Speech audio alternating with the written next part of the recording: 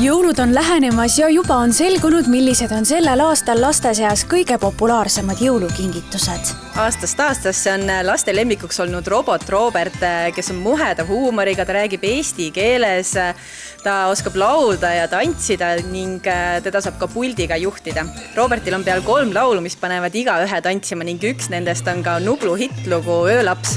Sa oled Haapsalus pärit, ma olen Haapsalus käinud, seal on talumehe kõrts valge daam. Kellel aga robot juba mänguasjakasti, siis erilise nupukusega paistab silma ka kaunist kleiti, mantlit ja mütsi kandev Anna-Liisa. Läbi aastat on ka laste lemmikuks olnud Anna-Liisa nukk, kes räägib eesti keeles 100 lauset ja laulab 10 lastelaulu. Anna-Liisal on ilusad pikad juuksed, millest saab kaasas olevate aksessuaaridega ilusaid soenguid meisterdada. Kuidas aga hoida mängulusti tasakaalus aktiivse liikumisega? Vahva kingi idee on ka Jumpi hüppeloom, mis sobib lastele juba alates esimesest eluaastast kuni 100 kilogrammi kaaluvatele lastele. Lisaks sellele, et lapsed saavad Jumpi hüppeloomadega hüpata, siis saavad ka lapsevanemad lastega vahvaid hüppevõistlusi korraldada.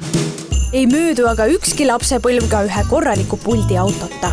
Toomegi teieni kõige populaarsema puldiauto, milleks on Ruuv-Wheeler suurte õhkummidega puldiauto, millega saab erinevaid trikke teha, kihutada, hüpata ning isegi tagurpidi sõita. Kui aga juba mänguhoos on küllalt tantsitud, vesteldud, hüpatud ja võidu sõidetud, siis on aeg võtta ette üks lõbus ja hariv meisterdamine. Nii meie kauplustesse ongi saabunud uued Secret Sand liivakomplektid, millest kõige ägedam on maja komplekt. Komplektis on kaasas ka katus, uks ja aknad, et maja realistlikum välja näeks. Üks väga vahva kingi idee on ka tjollirolli värvimispaber rullis, milles on lausa 4 meetrit vahvaid pilte värvimiseks. Paberi ühel küljel on veebaasil valmistatud liim, tänu millele saab seda kleepida seinte peale ja kui sa ära võtta, siis ei jäta see ühtegi jälge. Lastele ju ikka meeldib seinte peale joonistada, nii et see pakub ekstra rõõmu nii lastele kui ka lastevanematele. Kui kellelgi on veel jõuluvanale kiri kirjutamata, siis nüüd peaks olema küll ideede osas lausa silme eest kirju.